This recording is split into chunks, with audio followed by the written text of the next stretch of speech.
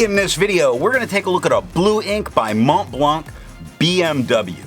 Now, as always, there's timestamps down below so you can skip around, but if you've got the time, I'd appreciate you checking out the entire video. Also, down in the description is a link to the blue ink playlist, so if you want to see more blues, that's where you'll find it. Hi, I'm Adam, and I'm an ink guy. Let's get into the first writing sample done on 90 GSM Clairfontaine. No bleeding, no ghosting. The 1.1 has no feather spread, halo sheen, no shade. The extra fine is a little darker than the stub with no feather spread, halo sheen, decent shading as quick goes darker to lighter to darker. Brown goes from very dark to light. Fox goes light to dark to light, dark to light to dark. 7 seconds to dry.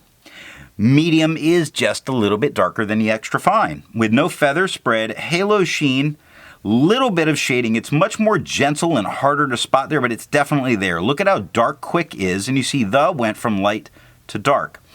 Lazy went from a little lighter to very dark to a little lighter to very dark again in 15 seconds to dry. The scrubby for both show color variation, although it shows much better in the extra fine, and the smear test you could recover if you smeared while you were writing. To have a range of experience with this ink, all of the writing samples are done with a Jinhao 159 with a 1.1 stub, a Jinhao X450 with a medium, and a Jinhao X750 with an extra fine. Then a Sailor 1911 large with a zoom nib was inked up, used for a day, and used to take the notes for this video. The next writing sample is done on 52 GSM Tomoe River. No bleeding, no ghosting. The 1.1 has no feather spread, halo sheen, no shade. The extra fine is a lot lighter than the stub with no feather spread, halo sheen, no shade, 11 seconds to dry. Medium is a lot darker than the stub with no feather spread, halo sheen, no shade, and 41 seconds to dry. Now the extra fine shows a little bit of color variation in the scrubby, the medium shows none, but neither of them showed any in the writing. And the smear test you could not recover if you smeared while you were writing. I agree with Vita. There's a lot to learn by doing multiple chromatographies. The one on the left is done the way it's supposed to be done. A line of ink is put down, and then it's put in the water for 10 to 15 seconds. Now it is noticeable that this is a true blue. I don't see anything mixing here. Now we do see a blue line very faintly forming at the bottom and the rest pushing its way up, and it really gathers together at the top. Slight turquoise lean we see in some of this.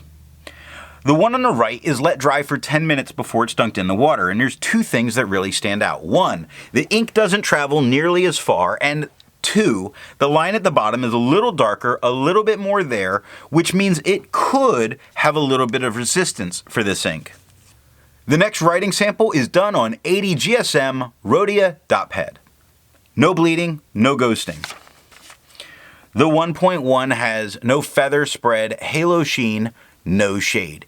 The extra fine is lighter than the stub with no feather spread, halo sheen. It does have some moments of shading. The P in jumps is a little bit darker. The B in brown is a little darker. The Q and the K in quick are a little bit darker. 7 seconds to dry. Medium is the darkest tone on the page by far. It's actually a very nice tone right here. No feather spread, halo sheen, no shade, 13 seconds to dry. The scrubby of the extra fine shows color variation, and it is there, and the medium shows none where there was none. And the smear test, there's a maybe to recover this if you smear while you're writing. Resistance tests are done to see how this ink is expected to perform on a page, and more importantly, how hard it may be to clean from your pen.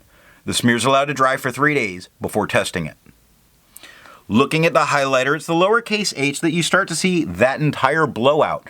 That means I would not use it if I needed to go back and highlight my notes.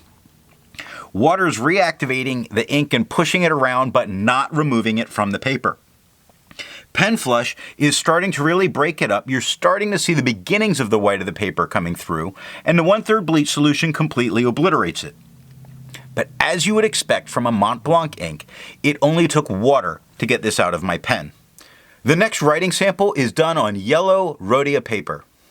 really done a whole lot because of that kind of turquoise look in some of the chromatography. It's not done to see what kind of performance change we would get, but more to see tone change that we're going to go through. Now this BMW blue is very blue on white paper, but on yellow paper it becomes a dark turquoise, which is very interesting and almost expected, to tell you the truth, based on what I was seeing in the chromatography. This is something to be very aware of if you work in that office environment and write on yellow paper. Like if you're a lawyer driving a Beamer and you write on this yellow Rhodia, you're writing in turquoise and not blue, and perhaps the partners won't be happy with you. Just to be aware. For the inks tested, the average viscosity was 2.5, with the realm of normal being from 2.1 to 2.9. Montblanc's BMW has a viscosity of 2.21, making it normal. If you're interested in how the viscosity tests are done and all of that kind of stuff, then down below in the description is a link to that video. Let's take a look at TWSBI notebook paper. No bleeding, no ghosting. The 1.1 has no feather spread, halo sheen, or shade. The extra fine is a little bit lighter than the stub with no feather spread, halo sheen, no shade, 6 seconds to dry. I'm going to stop and point out that this starts to show off a little bit of that turquoise lean, and that's because of the tone of the paper. This is not a white, this is kind of a cream color. And so with that, again, it's stuff to be aware of. The medium is by far the darkest tone on the page with no feather spread, halo sheen, no shade, and 13 seconds to dry. The scrubby for both show us no color variation, and we're not getting it. And the smear test, you could not recover if you smeared while you were writing. For the inks tested, the average dry time was 17 seconds, and the realm of normal was 13 to 21 seconds. Montblanc's BMW has an average dry time of 16 seconds, making it normal. The last writing sample is done on 20-pound copy paper. Now we do see a lot of bleeding, very heavy up here with the medium, but it did not touch the page underneath, so it's just heavy into the page, but not through the page. We also see it a lot with the extra fine, and it does make the back of the paper unusable, but doesn't ruin the next page. So there's some good news. The medium has tons of feathering all over it. It's disgusting. It's got spread to about a broad. It's got no halo sheen, no shade. The extra fine is quite a bit lighter than the medium. It's got tiny feathering, really tiny feathering. If you look at the word lazy, you see it. It's not bad at all, to be completely honest. It's got minor spread to about a fine. No halo sheen, no shade, 1 second to dry. Scrubby says there's color variation, but the writing sample said you're wrong, Scrubby. And the smear test says you're definitely recovering it if you smear, because good luck smearing it, bucko. Instead of finding inks that look like Montblanc's BMW, I'd prefer to find an ink that complements its color on the page. I decided to go with a nice magenta, and I went with one of my favorite tones from Monteverde, Garnet. Now, if you'd prefer a different complement color, then down in the description is links to those different color playlists. So what do I think of Montblanc's BMW? I'm going to start off before I get into what's actually written here by pointing out this is probably one of the best limited edition inks that Montblanc has ever put out, in my opinion. In its darker tone, this is spot on for the blue of the BMW logo. It can shade nice and look good, but is quite expensive. That's a bad thing with so many blue inks to choose from.